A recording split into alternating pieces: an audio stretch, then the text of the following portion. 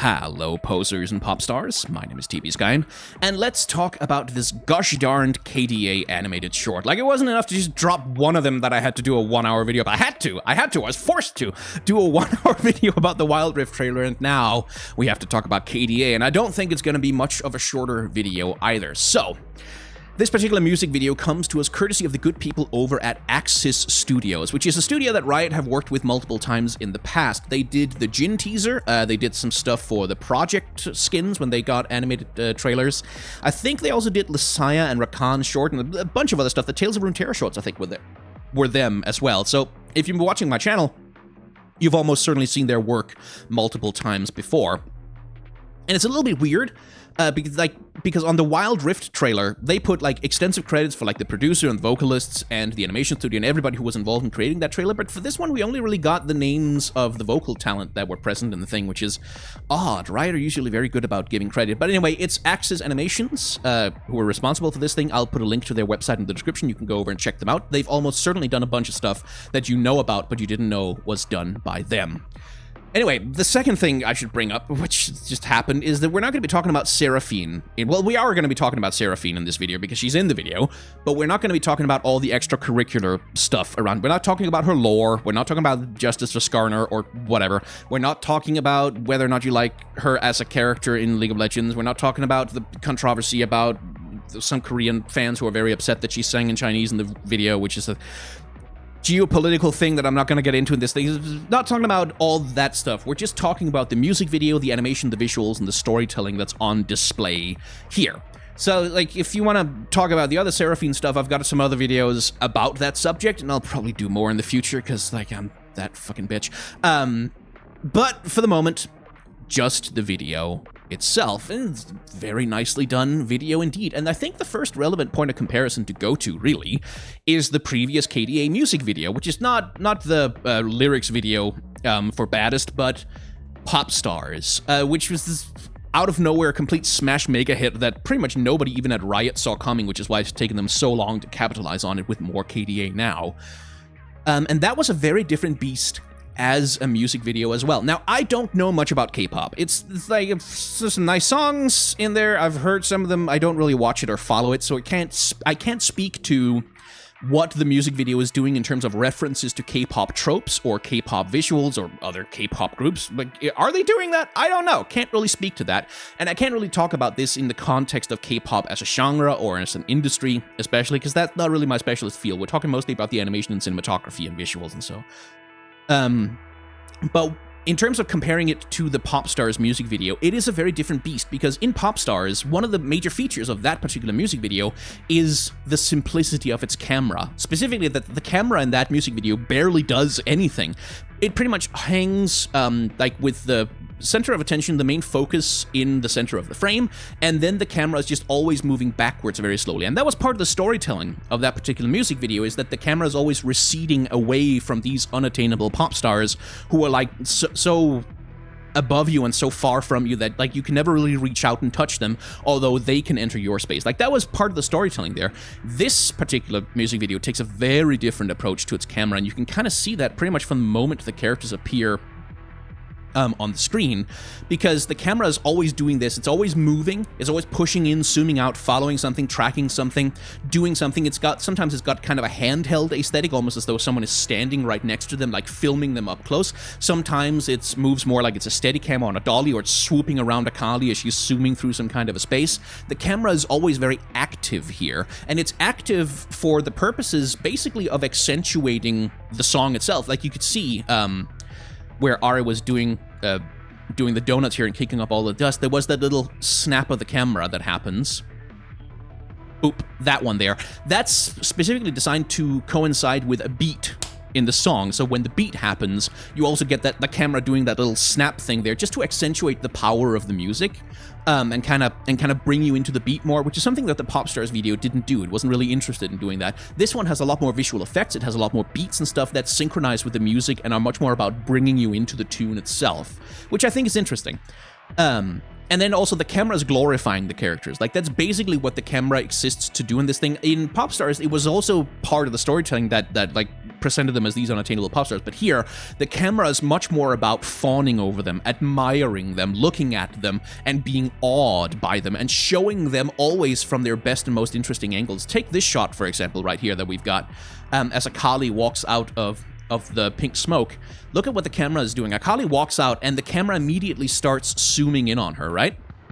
And then Akali says, "You're not going to look at me right now. You're going to look at something else." She controls the attention of the camera. The camera obeys her as she bids the camera to look at the nice glowing orb of light in her hands. I don't know if that's going to be her charm necessarily. Could be her cue, but who knows? But the point is, like, Ari. I said Akali 5 times, didn't I? Ari is controlling the camera, controlling exactly what we're looking at, what we're seeing, and controlling the space. And that's what the camera is doing in this particular short. It's always trying to glorify its subjects. It's always trying to elevate them. It's always trying to be awed by them, inspired by them, like to see them as incredible. And again, that's very standard fare for a lot of pop music videos, and I think it's pretty standard in K-pop music videos as well, but that's why we have this much more active camera in this particular music videos, because it's much more concerned with doing that thing. Like, for example, this shot right here. This shot is 110% only about making Evelyn look as cool as humanly possible, placing her in the center of this composition with, like, her tendrils, tentacles, whatever the hell they are, amidst these statues with the backlight and the spikes coming out. That's all the camera is doing here, is interested in framing her in the most, like, badass and appealing way possible. And hence also all of these camera movements, like the camera weaving in and out between the dancers. There's a bit near the end here where we get this zooming helicopter shot, like from the top of a building, like the camera's pushing in. Oh my god, look down below, look at that amazing thing that's happening. Like, that's kind of the feeling, like it's news footage almost, like there's some news helicopter like floating around above. Holy shit, we need to see this, people need to see this. Again, that kind of feeling. And then as we get into the dance routine, the camera is in amongst them. Like, it's essentially you're essentially kind of dancing with them or letting them dance at you. And it's always admiring their movements. It's also admiring them in these static shots. And then this shot right here where you're literally just like essentially standing right next to them, in the middle of them, being awed and entertained by them. But they are not, like, as a rule, they are not fawning over the camera. Like, they're not really fawning over the camera's fawning over them, which is like a subtle distinction that's not always 100% clear, but that's the feeling I get, is that the camera is always there for them. They're not there for the camera. The other part of the storytelling that's going on is that partly, just in terms of the marketing of the whole thing, we kind of have to talk about that a little bit. KDA Seraphine is a thing, right? And this is the first music video for KDA in which she appears, and so a part of it is dedicated essentially to telling her story and to introducing her as a member of KDA, like as this new member who's going to be joining and who's going to be doing things. So we get shots like this one, where Seraphine is basically lying on her bed. Essentially, she's miming that she's listening to the single that's playing right now, the music that's playing in the music videos, and she's singing along to that by herself in her bedroom on KDA-branded headphones, which I don't know if those are on the merchandise store yet, but I'm sure they will be pretty shortly. And sort of imagining her, like, she's basically lost in her own little fantasy world, imagining herself being part of KDA. And then as we get to Seraphine's actual introduction, which happens right around here, we get this shot of, like, this is Seraphine in her room looking out of the window at the same cityscape that the KDA building at the start of the video is occupying, looking out like, oh, if only I could join them out there, if only I could be part of the whole KDA thing. The dreamer in her bedroom, wishing for more, wishing for better, which again is the storyline that they've been telling with her in all the media marketing around the character. And then, through the magic of, well, fucking magic actually, or the magic of 3D animation as it is, she's lifted from her bed, lifted up into the stars, literally the stars. You saw there was a curtain of stars hanging above her bed, and brought into the magical world of KDA. Essentially, she's being isekai'd into a career as a pop star, is what's going on here. And then she walks out on the top of the building, on the top of the world, in the middle of the rest of the group, and becomes a part of them. That's the visual storytelling that's happening for Seraphine in this particular short. So, let's go back to the very beginning and start from the very basics. We start with the introduction, which is an upside-down cityscape being refracted through this weird nonsense right here, but also through this. Look at that crystalline structure sort of overlaying the whole image. That one's going to come back later, and it's going to be relevant, I promise. So, we start with this upside-down cityscape, like this place where gravity kind of doesn't exist, and we get this lovely cut where we have the building in the foreground, which is like immediately grabbing our attention before the KDA logo comes in and grabs our attention. So our attention is like generally here and here. That's like where most people's eyes are going to be when they see this thing for the first time. And so the shape of the building here, this wedge-shaped giant crystal skyscraper, which is the tallest building in the skyline, by the way, that we can see, cuts to this. And you can see the shape matching, right? Like, you can see the shape of this wedge right here in the center of the screen matches the shape of the wedge created by the curtains in the center of the screen here. And then there's a color contrast as well, because most of the screen is taken up by flat red. Like, just flat red, and flat red right here with a few refractions and reflections. But the only point of contrast, like the only thing that really contrasts with the red is this pitch black right here, and the pitch black and blue of the motorcycle right here. So our attention is already in this part of the screen, and as we cut to this thing, boom, we immediately are looking exactly where the filmmaker wants us to look, where the director and like the storyboarder wants us to look for the purposes of like getting into the feeling of this little art piece. Which is what music videos generally tend to be, by the way, is like they're little microfilms, they're little art pieces of their own, and we get something that this music video is going to do a bunch of times in different contexts, which is this little jump cut right here, this little sudden zoom in on the scene, which is being masked a little bit by this sudden glowing red overlay. Boom, that pushes us into the motorcycle a little bit quicker and gets the curtains out of the way, basically, as the holographic walls of this space start blowing out. And this is Akali's domain. I'm going to call them domains just because it sounds cool, but essentially what we have over the course of this music video is five different domains, one for each of the members of KDA. And Ari's domain is this. It's this big empty room with lots of badass graphics playing on the screens behind her, and this cool-ass looking motorcycle thing. And we get a couple of little jump cuts, like just a couple of frames of some different space that we haven't seen yet, but it's just being set up, like the imagery is being set up for us so that it's like in our minds and we go, oh, so that's what that was later on. Which we don't know what that is yet, but there's a lot of statues of people with spikes in them and some purple and red, so maybe that's, like, if you know something about KDA, you probably know that that's Evelyn. Then we get this space with a floating piano and, well, floating everything, really, and these flowy lines and this sort of turquoise aquamarine color scheme thing going on. This is Kaisa's domain. We'll get there later, but this is her space. Then we get a little look at Seraphine's space with some of the journal pages. She's been posting these on Twitter, by the way. Like, if you followed her on there, she's been posting those as well, so a little bit of Twitter Easter egg for people there. But this is Seraphine's room, which is being set up for us, which has this, again, a very different color scheme, this like purplish blue saturated light. And then finally we cut to Ari's domain. And Ari's domain is a motherfucking throne room because, well, she's the queen of the group, essentially, the leader, the front person.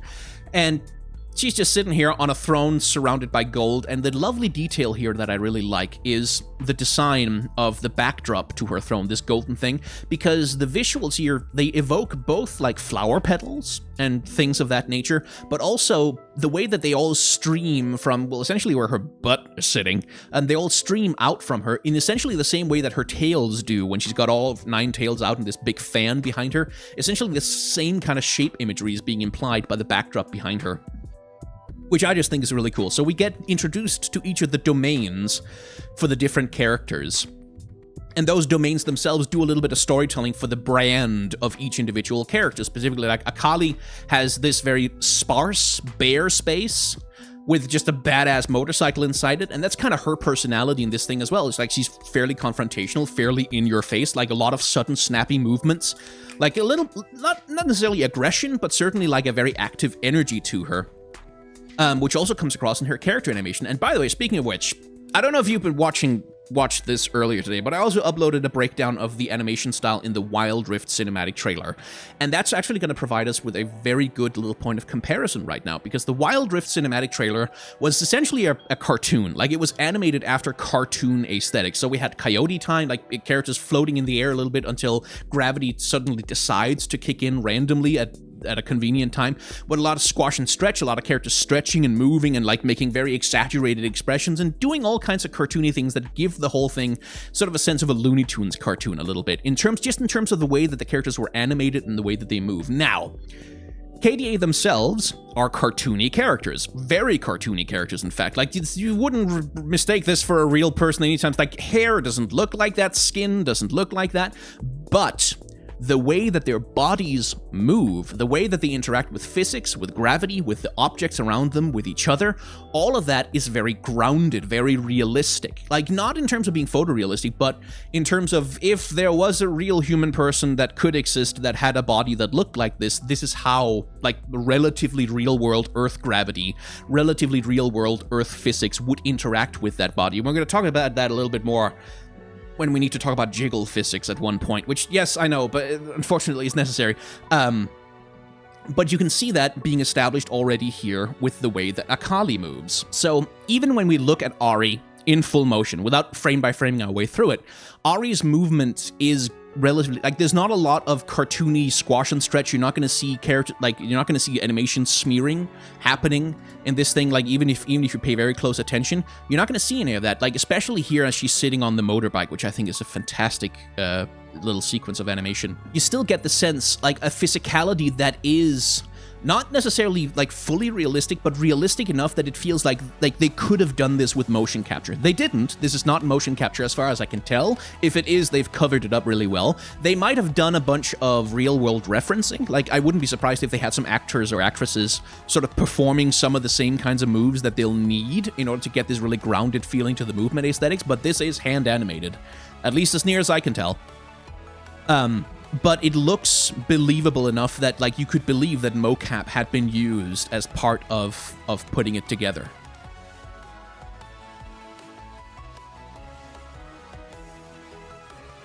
And what I especially note about the way that Akali is moving around on her motorbike is the swiveling of her hips and her abdomen. And one thing I appreciate about Akali, by the way, is that she has visible abs, which is lovely. Like, there is...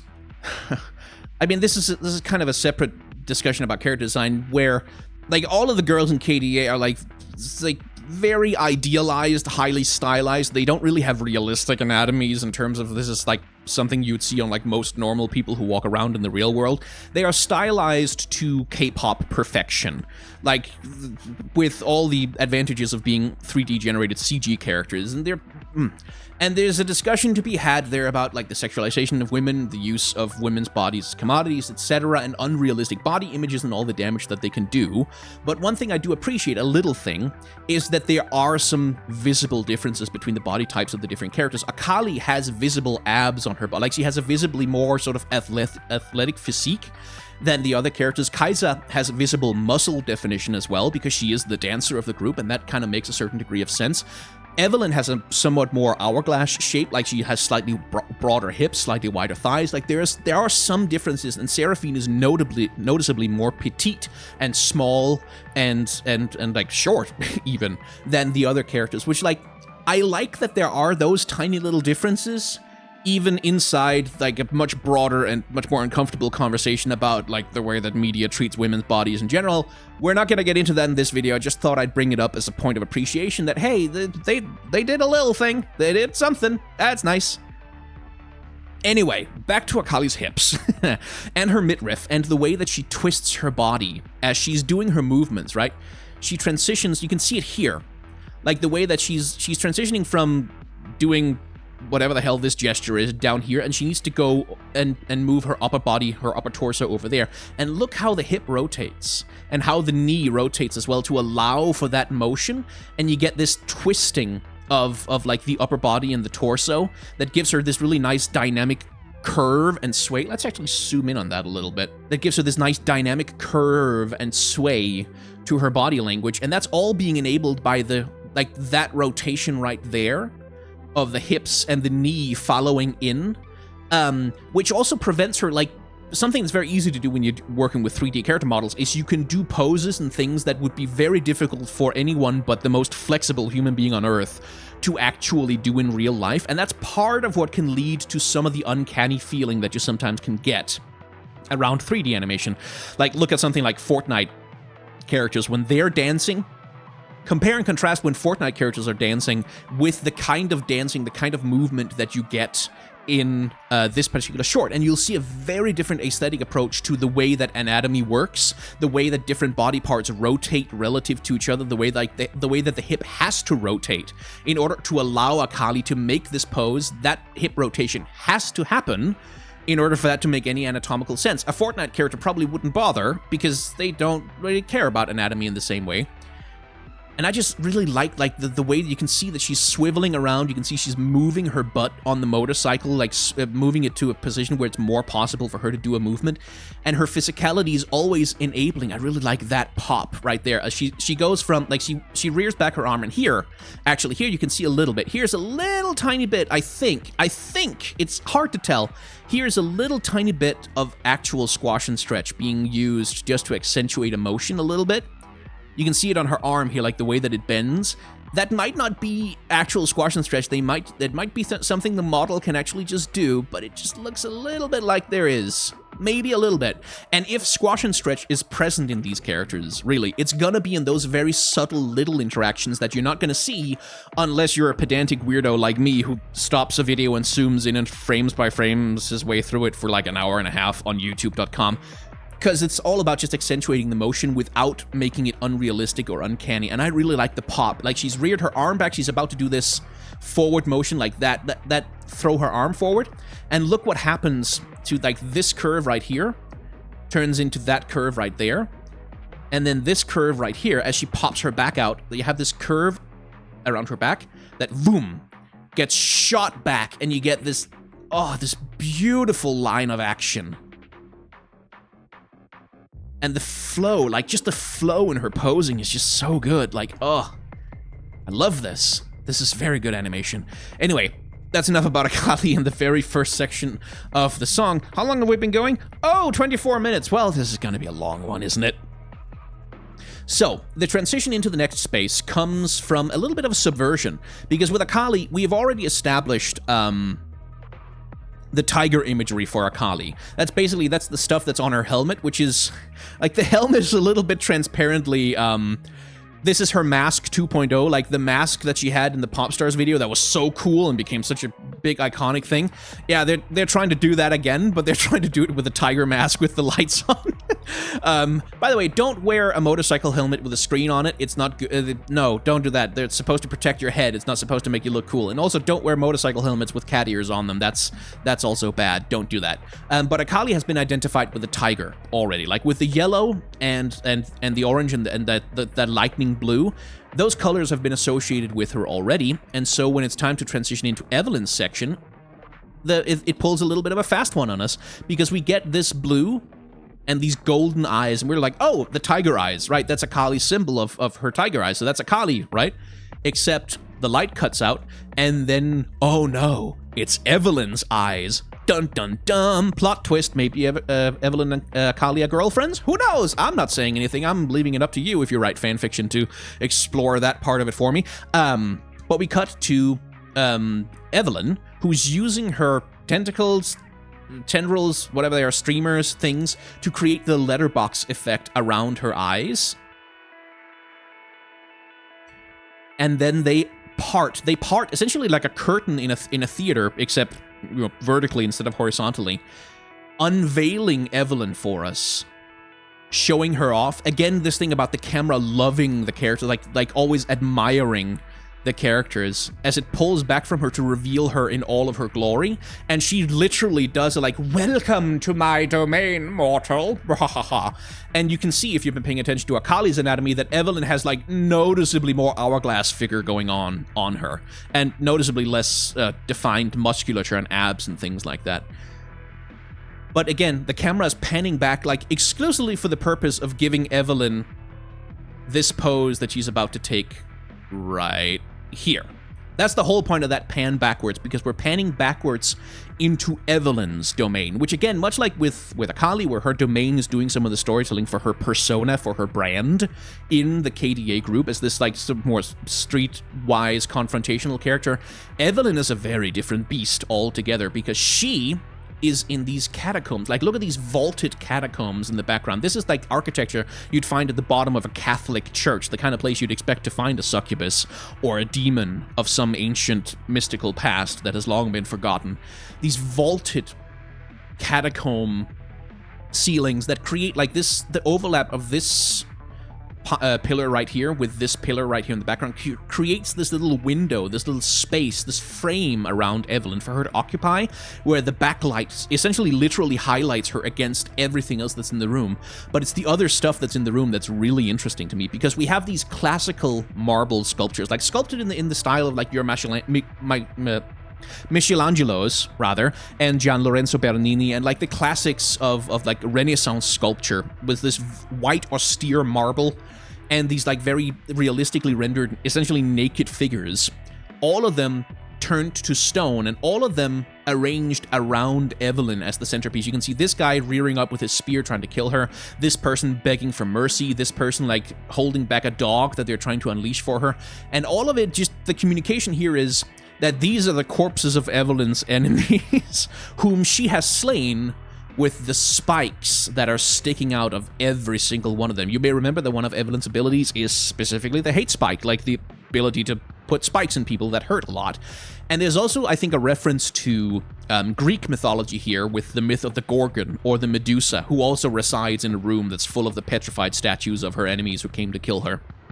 And the Medusa, by the way, is a classic feminist symbol of power. Like, it's something that's been a symbol of power for the women's movement for a very long time, and so it's been appropriated many times, like, specifically for that purpose, like, to show off a specifically female, feminine kind of power. And I think that's what it's being used for right here as well.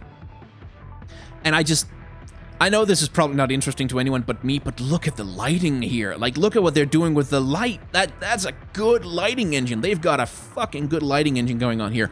And some texture artist, like someone did a really fucking good job mapping textures onto this statue, because you really get the sense that it is this Bernini-esque marble sculpture, like that really has been carved in the style of the masters, but then it's been defiled also, like, well, not defiled, enhanced, you might say, by these completely, like, look at the texture on the marble itself. Like, look at the model. Let's actually zoom in again. Like, you can see, like, the little highlights and glows on the marble texture of the statue, and then look at the spikes themselves. The spikes are completely sheer. Like, you get none of this glow, none of this surface texture at all. The spikes are completely sheer. They're almost cubist, almost like modernist in their conception, and they're penetrating these statues and, like, clearly being the source of this poor guy's torment, which I think is a really cool contrast of, like, very classical aesthetics and then something that's much more in the vein of, like, modernism, or even, to some extent, postmodernism. Which is, like, it's just a lovely little detail, and the way that the light plays across this thing is just, like, oh, that's a gorgeous lighting engine, man. Oh, it's so pretty. Look at that. You've got these deep, dark shadows that transition so smoothly into the highlights. It's like, I don't know if anyone else cares, but I care. I think it's really cool. Anyway, back to Ari, sitting in her throne room, having a show put on for her by the donuts being spun by Akali, and they serve a purpose as well. Remember how we transitioned from Akali's space to Evelyn's space with a little bit of a fake out? Well, we're gonna do something similar again, because Akali spins her bike around, kicks up a bunch of pink dust, and then the dust masks a transition from the back wheel of from two different camera angles. Like, here we have a frog's view camera angle. Like, we have the camera basically on the floor, staring up at this scene right here, and the wheel stopping just short of smashing into it. And then we transition into a completely different camera angle as we cut, well, we don't really cut because there's no film, but as we cut to the shadow of Ari with all of her 9 tails on prominent display, walking towards us. She folds them all into one. Just, you don't get to see her full glory. You don't really get to see her. You get to... we just get implied that there is just this most magnificent beauty, this most magnificent glory walking towards us, and we're gonna have to be happy with what she chooses to show us, which is the one tail. And then, as we discussed, Ari controls the camera, controls our attention, manipulates us completely, just by virtue of her presence, or that's what the camera is telling us. And then we transition into the first dance sequence. And this is where I have to commend the animators for being motherfucking extra. Because, take a look at this first. Let's just watch them dance. They seem very in sync, right? Like, they seem like they're very synchronized. They've practiced the choreography a lot. It looks very good. They look almost completely in sync, like they're moving perfectly together. No, my friends, that is a clever lie. That is what they want you to believe. But what's actually going on here is that each of these individual characters, and this is so fucking extra. So what you could do, if you had 4 characters performing the same dance choreography in the same space together, what you could do is take the movement information that you've programmed for one character's movements and just kind of vaguely copy-paste it onto the other one so that the character will move in the same way. Like, these 4 women probably have, like, relatively identical animation rigs that, like, mostly can do the same thing. Like, maybe the wings on Kai'Sa and the tail on Ari would need a little bit of modification, but they mostly have identical animation rigs. You could probably just copy-paste the movements between them, right? Well, then you might say, wouldn't that look all, like, stiff and mechanical if they were all moving in perfect synchronization with each other? Yes, it would. It would look like they were Fortnite emojis. Like, they would look like Fortnite characters doing dances in sync with each other, basically. Well, there's an easy way to cheat around that. You just take the same movement information, but you just offset it a little bit. Like, they still do exactly the same movements, but they do it at very slightly different timing, so they're not 100% in sync. And that would probably have been enough. That would probably have looked fine. That's not what they did, though. What they did, and I can tell you how I know this in a moment, is they animated each one of them individually. They took the same choreography, and then they animated it individually with individual character differences for each of the 4 goddamn models, which is so extra because, like, again, who's gonna notice except weirdos like me? Like, who's gonna notice except some dude like me who's, like, freeze frames the damn thing and, like, counts frames on how long a movement takes for the character? Who's gonna know? No one. No one's gonna care. But they did it anyway, just because it would look a little bit better. And you can see it already. Actually, you can see that even though they're, like, preparing to do the same movement, you can see that there's just a little bit of contrast, just because, like, Akali is wearing different shoes. Like, the rest of them are wearing high heels. She's wearing flat shoes. You can see Akali's pose is already a little bit different. Like, she's got her leg here is slightly less stretched than Kai'Sa's and Evelyn's. You can see as they move into position to get the legs into position, those are completely different movements from each of the characters. They're not doing that completely in sync. You can see that Evelyn is, like, maybe a little bit behind the other ones here.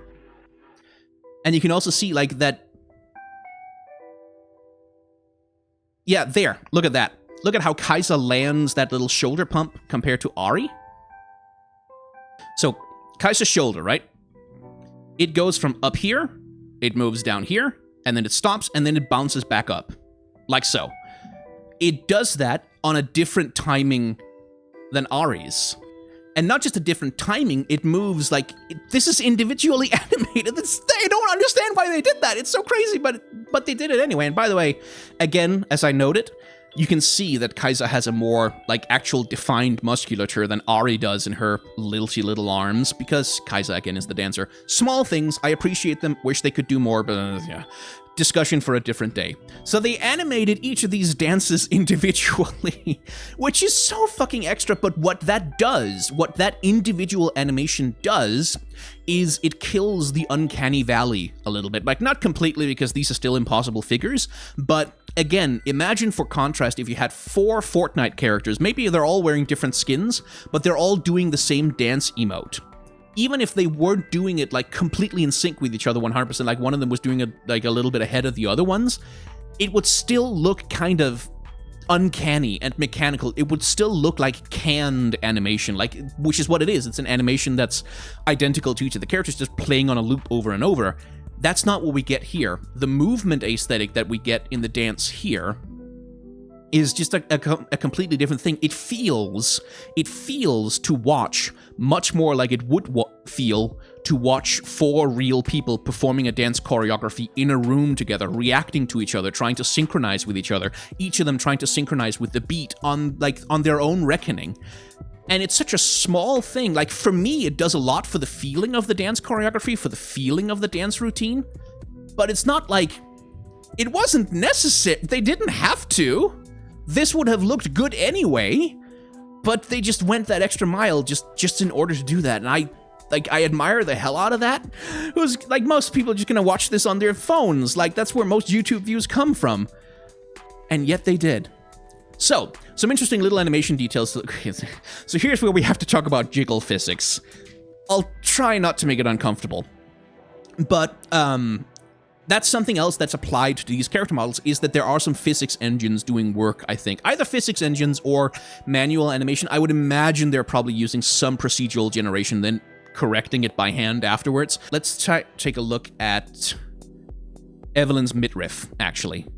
As she performs this routine, you can see that, right? Like you can see that like her upper torso can rotate independently of her midriff, which can rotate independently of her hips, and you get this squash and stretch effect as well, which I think becomes more there, that shot right there. Let's just pan over a little bit. There we go.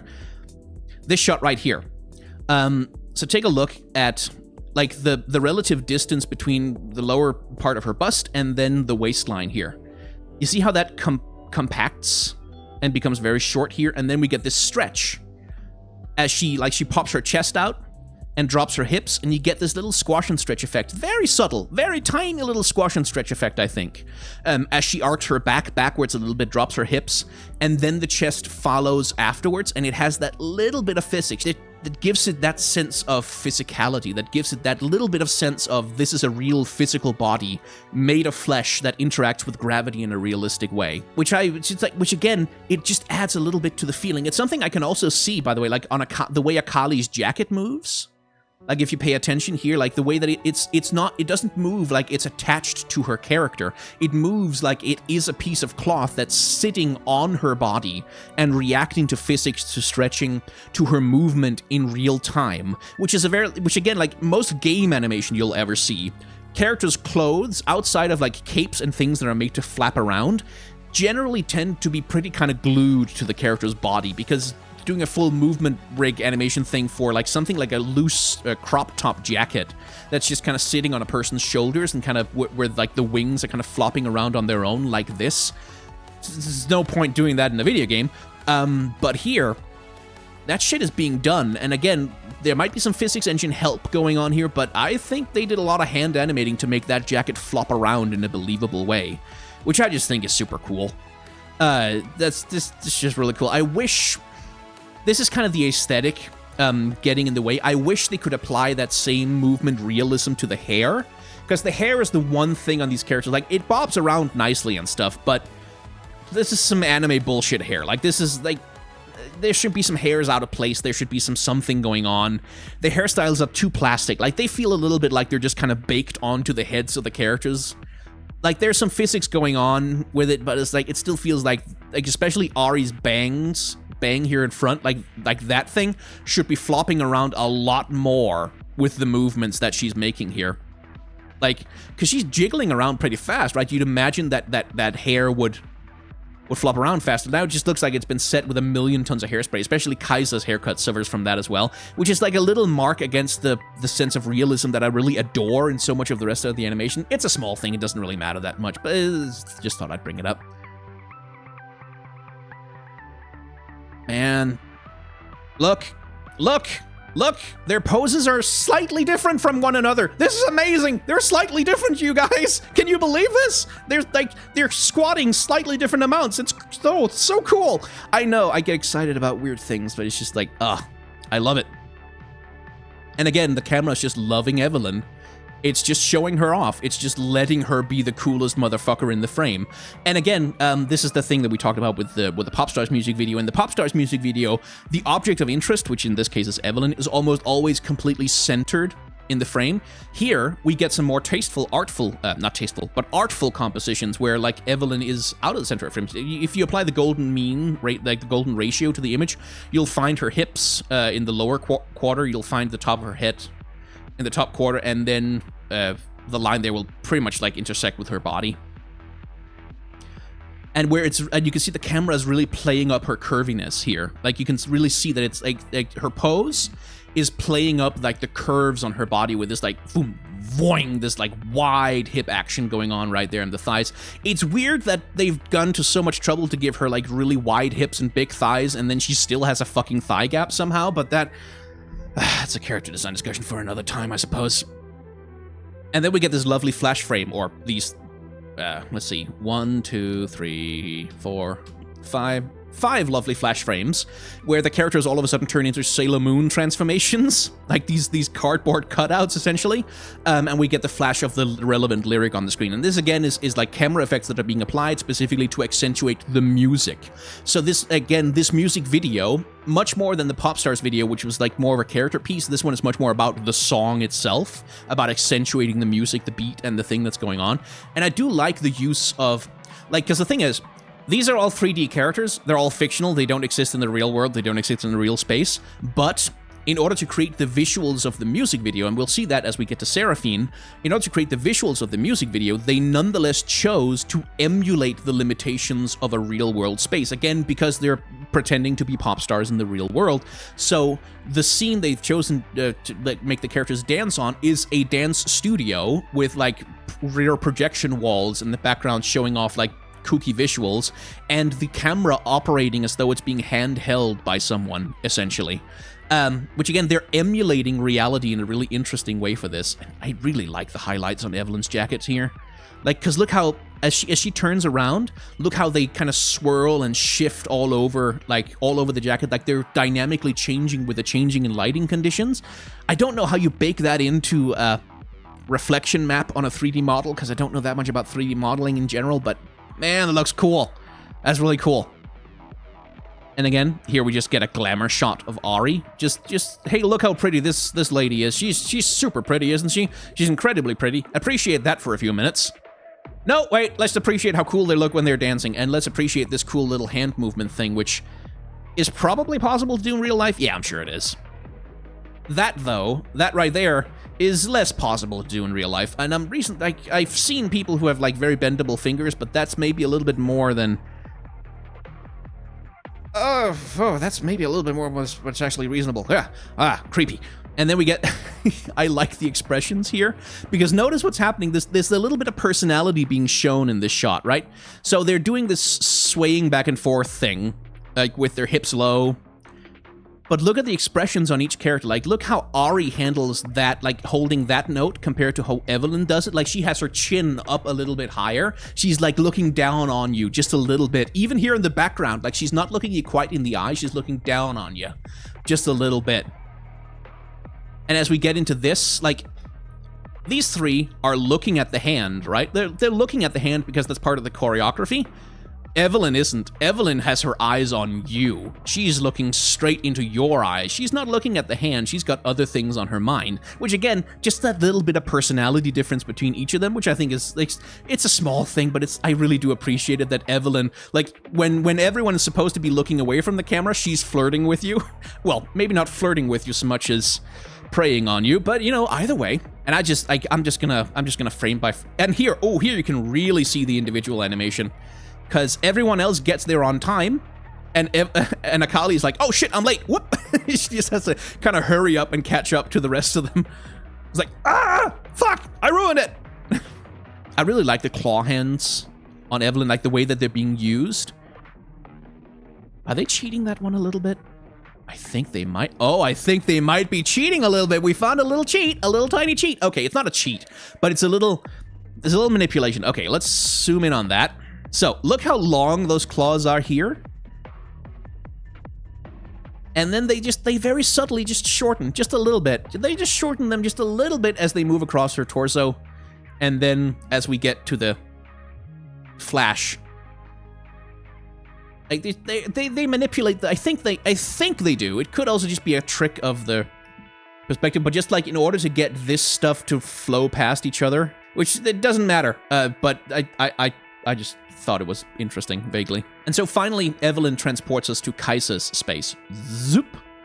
As the whole world, and again, this is the thing we talked about at the start, this imagery of the world turned upside down, of gravity being suspended, of not quite working normally, happening again here, where the whole, like, gravity essentially rotates 180 degrees as we are transitioned into Kaisa's domain, which is all about, like, again, accentuating the personality of the character. We have all of this flow, these flowing lines like the waves of an ocean, basically, which again intersects with the fact that she's the dancer of the group. She's the one who moves, like, with the most beautiful choreography, who has, like, the flowing movements, and, like, all of that stuff. That's all on display in the visual iconography that's going on here. She is also the one that has most, like, anti-gravity stuff going on, with a clever little transition being masked here by the jar, the vase, whatever, floating in front of the camera, as Kaisa gets to show off her dance chops. That's something that she kind of didn't get to do that much in the Popstars music video, by the way. In that one, she dances with the others, and then she walks through a tunnel, and then Evelyn tries to run her over with a car, and that's kind of all she gets to do. Here,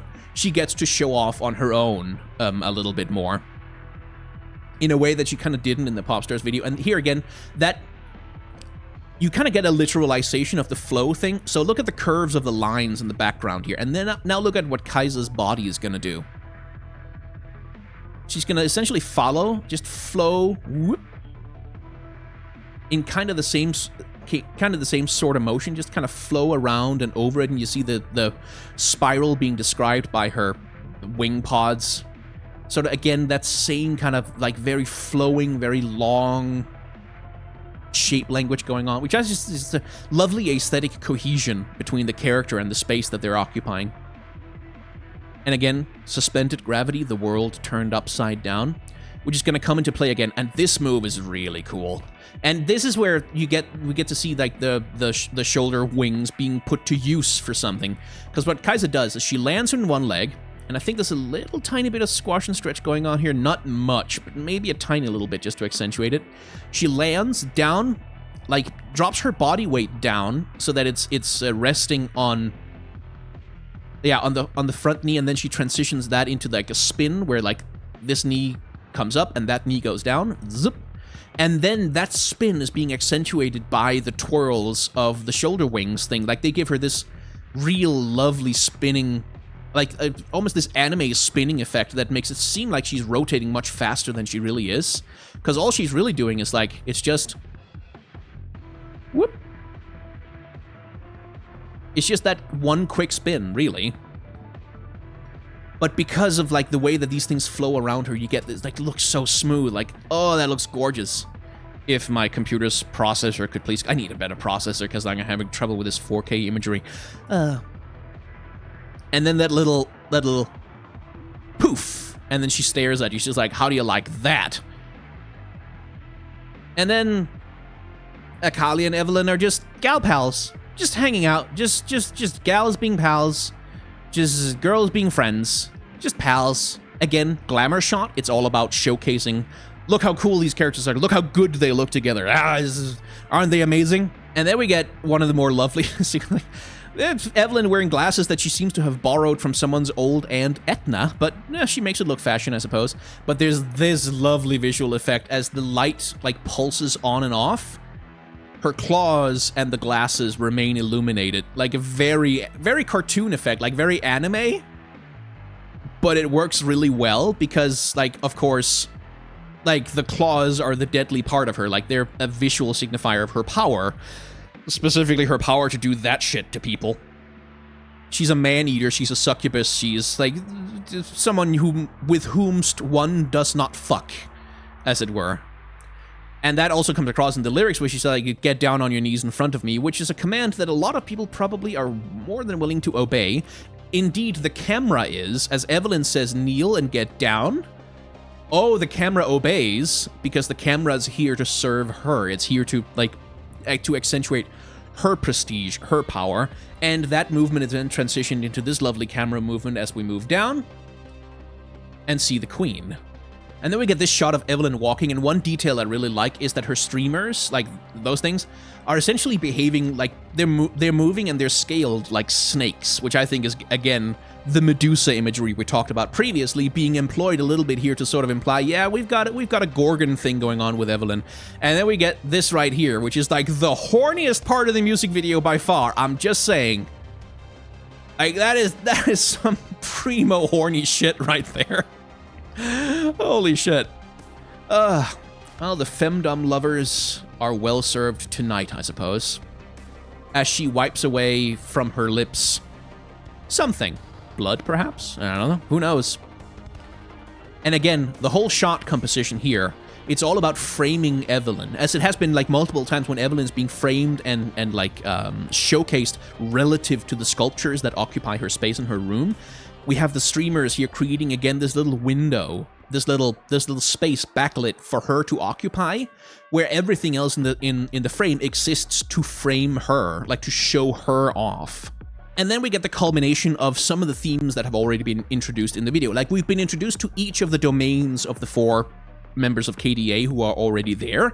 And so in this this dance choreography sequence, we start in Ari's throne room, then we flash, poof, and then we're in Kaisa's dancing studio space, then we flash, now we're in Evelyn's space, and then we flash, and now we're in the, this is essentially Akali's room right there. But this is Akali's room. You can see like the rounded edges and the screens all around the thing. That is Akali's room, just with a different graphic applied to the whole thing. So we're moving through each of the domains of the characters that we've already been introduced to and seen. So there's this little reference back, like, these are the members of KDA. This is who they are. This is their personalities. This is their spaces and where they live. And now gravity is going to start to get real weird, because we're working with this upside down thing where, like, Kaisa, it's right side up, but then all of a sudden everyone's is upside down, or maybe you're upside down, who knows? And then she's standing on a floating piano, and Ari's just looking at her like, this is normal, this is how we live. And gravity is suspended as the 4 women are lifted up off the floor by some unseen force. And Evelyn just makes herself at home, comfortably sitting on her own streamer, just kind of relaxing, chilling out. But remember that suspension of gravity as we're introduced to Seraphine. Her domain, as we mentioned, her room where she dreams of becoming a pop star. She dreams of ascending to the stars. They're right here, above her bed, right there. And she dreams of becoming part of that world someday. This is her domain, her bedroom, where they discovered her, and from where they lifted her up into stardom. Like so. She's being lifted up into stardom, transported into the wonderful world of KDA. And that's the introduction we get for Seraphine as a character. And it works really well for my money. Like, it again, the artifice is being played with. Like, the sense of what's real and what's fake is being played with. Because what you might notice if you pay attention to the background, as Seraphine is being lifted up out of the bed by the magic of KDA, look what's happening to her room down below. Look at the wall.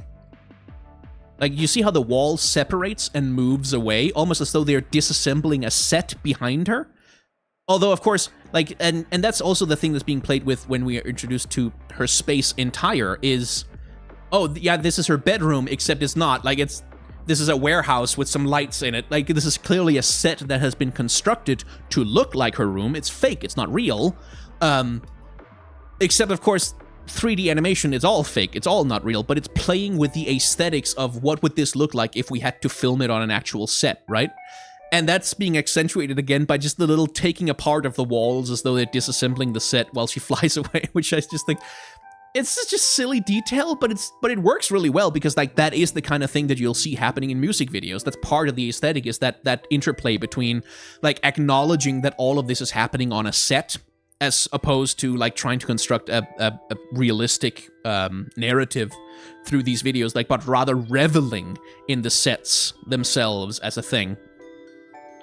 And then, by the way, a little tiny detail. So Seraphine, like, we see this choreography once before in the music video, right? Like, they do this little hand wavy thing already once, but what they don't do is they don't trail these magic lights behind their fingers as they do. Seraphine does that in her room, and so, again, the visual storytelling here is that as Seraphine joins KDA, wait, hang on, now they can all do the magic light trail thing through the air. She's added this, like, new aspect to the group's choreography. She's added this little bit of sprinkle of magic to the things that KDA can do, which, again, is the conceit of the character, is that she's adding like something special to KDA that they didn't have before, which is part of the marketing, which is part of how Seraphine has been sold as part of this whole thing.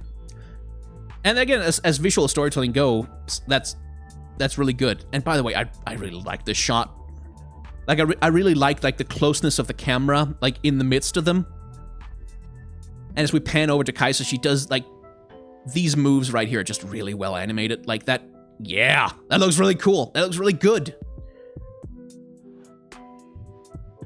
Like, that looks like a person giving a performance, right? Like, that looks like it's a person dancing, not a 3D controlled doll. That right there, that animation, like that swing and twist of the head back and forth, that looks like a person.